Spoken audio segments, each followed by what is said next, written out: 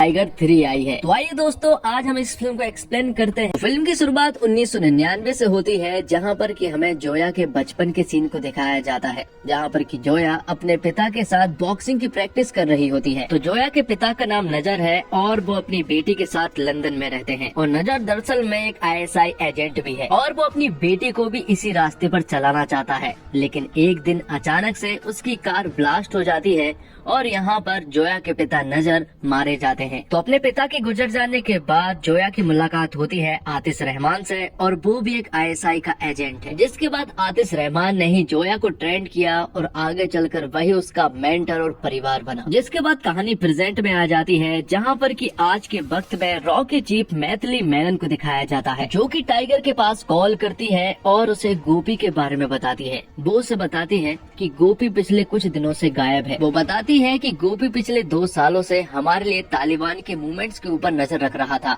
लेकिन कुछ दिनों से उसका कोई भी अता पता नहीं है। इसलिए उसे बचाने का जिम्मा जो है वो टाइगर को सौंपा जाता है और इस मिशन का नाम मिशन टाइम पास रखा जाता है। तो टाइगर को गोपी की लोकेशन मिल चुकी थी। जैसे ही टाइगर को गोपी की लोकेशन मिलती है, वो तुरंत ही वहाँ पर पहुँच जाता है, जहाँ पर कि वो लोग गोपी को बुरी तरह से मार रहे थे। लेकिन सही वक्त पर टाइगर आ गया, क्योंकि वो लोग गोपी को जान से मारने वाले थे। तो टाइगर यहाँ पर गोपी को उनके जंगल से छुड़ा लेता है और अपनी बाइक से उसे अपने साथ ले जाने लगता है। और गोपी यहाँ पर बहुत ज्यादा जख्मी हो गया था, इसी वजह से उसे साथ में रखना ठीक नहीं था। इसलिए टाइगर जो है वो गोपी को अपने एक चॉपर में बिठा देता है ताकि वो वहाँ पर सेफ रहे। और यहाँ से टाइगर अपनी बाइक से ऊपर वाली जगह पर जाने लगता है, क्योंकि वहीं पर वो चॉपर आने वाला था। लेकिन तालिबानियों ने टाइगर के ऊपर जाने वाले सारे रास्तों को ब्लास्ट कर दिए थे, जिस वजह से टाइगर अब ऊपर तो नहीं जा सकता था। लेकिन यहाँ पर टाइगर बड़े ही बहादुरी से अपनी बाइक को फुल रफ्तार से ऊपर की तरफ ले जाता है और वहाँ से जंप लगा देता है अपनी चॉपर की तरफ। और यहाँ पर टाइगर सेफली बच भी जाता है। अब जब टाइगर अपने चॉपर में था, तो यहाँ पर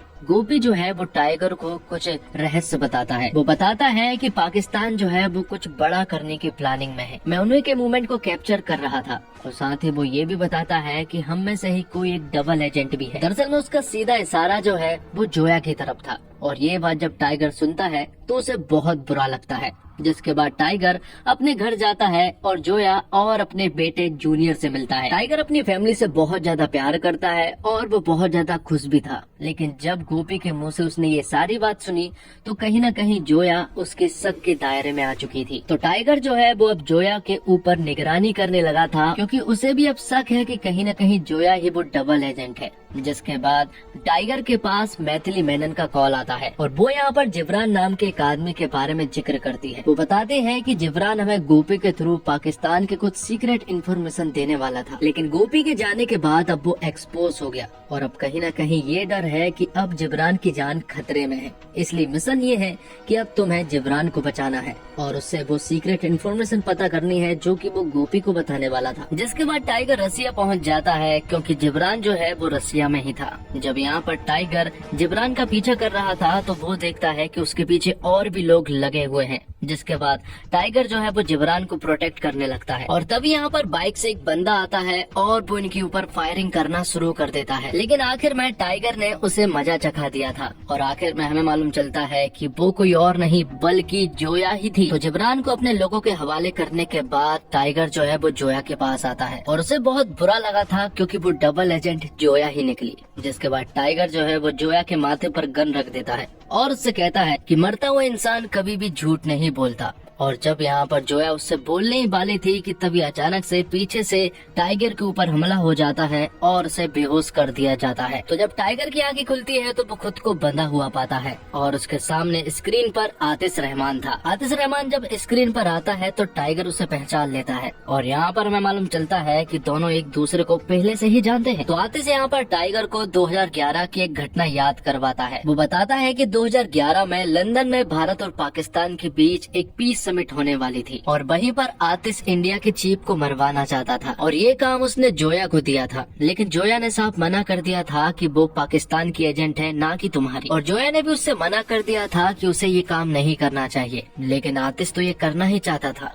इसलिए वो अपनी बीवी जो कि प्रेग्नेंट थी, वो ये काम करने के लिए रेडी हो जाती है। लेकिन जोया बिल्कुल भी नहीं चाहती थी, इसलिए उसने ये खबर रॉ को देती थी और यहाँ पर जब रॉ को ये खबर मिली तो टाइगर ने चीफ को बचा लिया था और यहाँ पर आतिश की वाइफ को मार भी दिया था। तो चीफ को मारने की साजिश में आतिश जो है वो रंगे हाथ पकड़ा गया था, इसलिए पाकिस्तान सरकार जो है वो उसका कोर्ट मार्शल कर देती है। तो अब कहानी प्रेजेंट में आ जाती है जहाँ पर कि आतिश अपनी वाइफ और अपने बच्चे का बदला लेना चाहता है। इसलिए यहाँ पर आतिश ने जूनियर को किडनैप कर लिया था और उसे एक ऐसा इंजेक्शन दे दिया था कि हर 24 घंटे में उसे वो इंजेक्शन देना होगा, वरना जूनियर मारा जाएगा। अगर वो चाहते हैं कि ये इंजेक्शन उसे ना देना पड़े तो उसे उनका एक काम करना होगा। तो जोया और टाइगर तुरंत ही ये काम करने के लिए रेडी हो जाते हैं, क्योंकि उनके पास कोई और रास्ता नहीं था। इसलिए वो आतिश का काम करने के लिए मान जाते हैं। यहाँ से वो तुरंत ही तुर्की के लिए निकलते हैं, जहाँ पर कि उन्हें एक ब्रीफकेस चुराना था और ये काम टाइगर और जोया दोनों ही नहीं कर सकते थे, इसलिए उन्हें एक टीम की जरूरत थी। इसलिए टाइगर तुरंत ही इंडिया कॉल करता है और अपने रॉ के कुछ एजेंट्स को तुर्की बुला लेता है। टाइगर उन्होंने पहले ही समझा दिया था कि ये काम बिल्कुल इलीगल है, ये रॉ का बिल्कुल भी काम नहीं है, ये मेरा खुद का पर्सनल काम है और अगर तुम पकड़े जाते हो तो तुम्हारी नौकरी भी जा सकती है और तुम लोगों का कोर्ट मार्शल भी हो सकता है। लेकिन वो सभी लोग ये काम करने के लिए मान जाते हैं, जिसके बाद वो लोग उस ब्रीफकेस को चुराने की प्लानिंग करते हैं। उस ब्रीफकेस को चुराने के लिए इनके पास सिर्फ 15 घंटे थे। वो ब्रीफकेस एक बॉल्ट में है और उस बॉल्ट का पासकोड जो है वो एक लड़की की आंखों में है। तो प्लान ये है कि टाइगर जो है वो उस बॉल्ट तक जाएगा और जोया जो है वो उस लड़की की आंखों से वो पासकोड लेकर आएगी। तो जोया तुरंत ही उस लड़की के पास पहुंच जाती है, जो कि एक फाइटर गर्ल है। जैसे ही जोया उसके पास पहुंचती है तो वो बाथ टब में नहा रही होती है। यहाँ पर उन दोनों के बीच में कुछ बातें होती है और अचानक से उनके बीच में लड़ाई शुरू हो जाती है और यहाँ पर जोया ने सक्सेसफुली वो पासपोर्ट ले लिया था।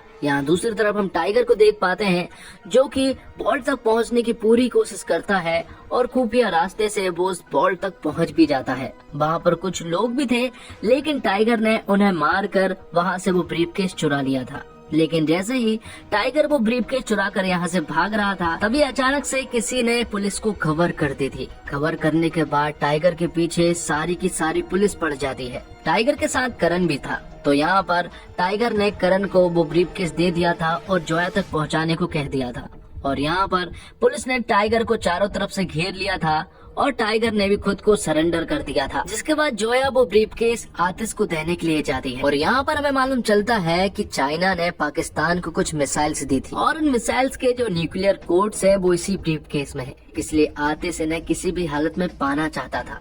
तो आगे हम देखते हैं कि टाइगर को भगोड़ा घोषित कर दिया था। यहाँ पर टाइगर को पाकिस्तान ले जाया गया था और उसे जेल में भी बंद कर दिया गया था और इंडियन सरकार ने भी कह दिया था कि तुम टाइगर के साथ कुछ भी कर सकते हो। तो यहाँ पर पाकिस्तान सरकार जो है वो टाइगर को मौत की सजा सुनाना चाहती है और उसे फांसी देना चाहती है। लेकिन उससे पहले आतिश रहमान टाइगर से मिलने के लिए आता है और वो उससे कहता है कि मुझे वो ब्रीफकेस मिल गया है, उसमें न्यूक्लियर कोड्स है और तुम्हारा बेटा भी सुरक्षित है और अपनी बीबी जोया के साथ है। आतिश उससे कहता है कि मैंने ही पुलिस को खबर दी थी और मैं चाहता तो तुम्हें वहाँ भी मार सकता था, लेकिन मैं तुम्हें भगोड़े का टैग देना चाहता था। तो अब कुछ ही दिनों में तुम्हें फांसी दे दी जाएगी। जिसके बाद आगे हम देखते हैं कि इंडियन सरकार ने इन तीनों रॉक के एजेंट्स को गिरफ्त में ले लिया था, क्योंकि इनके ऊपर पूरा शक है कि ये भी टाइगर के साथ मिले हुए थे। लेकिन फिर भी इन्हें एक मौका दिया जाता है और न्यूक्लियर कोड्स वापस लाने के लिए कहते हैं। और यहाँ दूसरी तरफ टाइगर जो है वो पाकिस्तान जेल में था, लेकिन यहाँ पर वो किसी तरह से जुगाड़ करके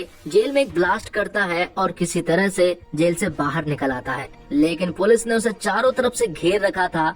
लेकिन तभी यहाँ पर एंट्री होती है पठान की। पठान के यहाँ पर आते से ही टाइगर और पठान जो है वो पाकिस्तानी फौज की बैंड बजाना शुरू कर देते हैं और पठान और टाइगर के ये फाइट सीन लगभग 8 से 10 मिनट तक चलते हैं, जो कि काफी रोचक थे। तो पठान ने टाइगर को यहाँ से बचा लिया था, लेकिन टाइगर इंडिया ना जाकर पाकिस्तान में ही रहता है और इस्लामाबाद जाकर वो हसन नाम के एक लड़के से मिलता है। हसन दरअसल में वही लड़का है जिसे एक था टाइगर मूवी में सलमान खान ने बॉम्ब से बचाया था और इसकी पढ़ाई लिखाई का पूरा खर्चा टाइगर ही करता है। और अब हसन जो कि एक हैकर बन चुका है। तो यहाँ से टाइगर जो है वो इंडिया जोया के पास कॉल करता है और रॉ के जो तीनों एजेंट्स थे उन्होंने जोया को ढूंढ लिया था। लेकिन यहाँ पर टाइगर जो है वो उन्हें बताता है कि आतिश रहमान यहाँ पर बहुत ही बड़ा प्लान कर रहा है। वो सरकार का तख्ता पलट करना चाहता है, पीएम को मरवाना चाहता है और खुद पीएम बनना चाहता है। जोया को ढूंढते हुए उसके आईएसआई के एजेंट भी आ चुके थे, तो वो लोग भी अब साथ में काम करने के लिए रेडी हो गए थे। तो रॉ और आईएसआई एक बार फिर एक हो जाते हैं, क्योंकि इंडिया को खतरा पाकिस्तान गवर्नमेंट से नहीं है बल्कि आतिश रहमान से है, क्योंकि उसके साथ जनरल हक है और उसके पास पाकिस्तान की पूरी फौज है। तो आज 14 अगस्त का दिन है जहाँ पर कि पाकिस्तान आज आजाद हुआ था, इसलिए पाकिस्तान की प्राइम मिनिस्टर आज स्पीच देने वाली थी। लेकिन आज ही जनरल हक जो है वो उनके ऊपर अटैक कर ये तख्ता पलट कर वो आतिश रहमान को पीएम के पद पर बैठा देगा। लेकिन यहाँ पर टाइगर और उसके साथियों ने पीएम ऑफिस के अंदर जाने का भी प्लान बना लिया था। वो लोग सेफ के रूप में अंदर घुसने वाले थे और कहीं न कहीं उनकी प्लानिंग पूरी तरह से सक्सेस भी हो जाती है। वो पीएम ऑफिस के अंदर पहुँच जाते हैं सेफ के रूप में, लेकिन तभी यहाँ पर जनरल हक की पूरी आर्मी जो है वो पीएम ऑफिस के अंदर घुसने लगती है, क्योंकि वो यहाँ पर प्रधानमंत्री को मारना चाहते थे। लेकिन उनसे पहले ही टाइगर जो है वो पीएम के पास पहुँच जाता है और उन्हें सब कुछ बता देता है। वो उन्हें बताता है कि आपको खतरा किसी और देश से नहीं है बल्कि अपनी ही आर्मी से है, क्योंकि जनरल हक आज आपके ऊपर अटैक करने वाला है। और इससे पहले कि जनरल हक जो है वो उनके ऊपर अटैक कर पाता, उससे पहले ही टाइगर ने उन्हें पीएम ऑफिस के ही एक खुफिया बंकर में ले जा लेता है, जहाँ पर कि जोया उनके साथ जाती है। और जब वो लोग जा ही रहे थे कि तभी रास्ते में जनरल हक के ढेर सारे फौजियों ने उन्हें घेर लिया था, लेकिन जोया और उसके कुछ एजेंट्स ने यहाँ पर उन्हें मजा चखा दिया था और उन्हें बुरी तरह से मार दिया था। यहाँ दूसरी तरफ टाइगर के ऊपर भी बहुत सारे फौजियों ने हमला कर दिया था, लेकिन धीरे धीरे कर टाइगर और उनके साथियों ने सभी लोगों को मार गिराया था। अब थोड़ी देर के बाद यहाँ पर आतिश रहमान की एंट्री हो जाती है और यहाँ पर पहुँचने के बाद उसे सब कुछ पता चल भी जाता है, क्योंकि टाइगर के साथ ही एक आदमी है जो कि डबल एजेंट का काम कर रहा है और वो दरअसल में आईएसआई का एजेंट है जिसका नाम जावेद है। और यहाँ पर जावेद के साथ करण भी था। तो आतिश यहाँ पर करण को बेरहमी से मार देता है और ये सारी आवाजें और बातें जो है वो टाइगर और उसके साथी भी सुन रहे थे। तो टाइगर ने जनरल हक को तो अपने कब्जे में ले लिया था और उससे मीडिया को सब कुछ सच बताने के लिए भी कह दिया था और वो बताने के लिए जा भी रहा था, लेकिन रास्ते में ही आतिश ने उसे जान से मार दिया था। जिसके बाद पूरे पाकिस्तान में लाइव आकर सभी को बताता है कि जनरल हक को टाइगर ने मार दिया है और प्राइम मिनिस्टर भी उसी के कब्जे में है। तो अब आतिश प्राइम मिनिस्टर को मरवाना चाहता है ताकि ये इल्जाम भी टाइगर के ऊपर लग जाए। तो अब आतिश प्राइम मिनिस्टर को मारने के लिए जान के पीछे पड़ जाता है और एक मूवमेंट के लिए यहाँ पर आतिश रहमान के फौजियों ने टाइगर और जोया और उसके रॉ के एजेंट्स को घेर भी लिया था, क्योंकि उन्होंने हसन को अपने कब्जे में ले लिया था। लेकिन हसन यहाँ पर अपनी कुर्बानी देता है। उसने अपने छाती पर ढेर सारे बॉम्ब लगा कर लाया था और फिर वो आगे बढ़ जाता है तो आतिश उसे शूट कर देता है, जिसकी वजह से यहाँ पर एक धमाका तो हो जाता है। लेकिन टाइगर फिर भी उनकी गिरफ्त में था,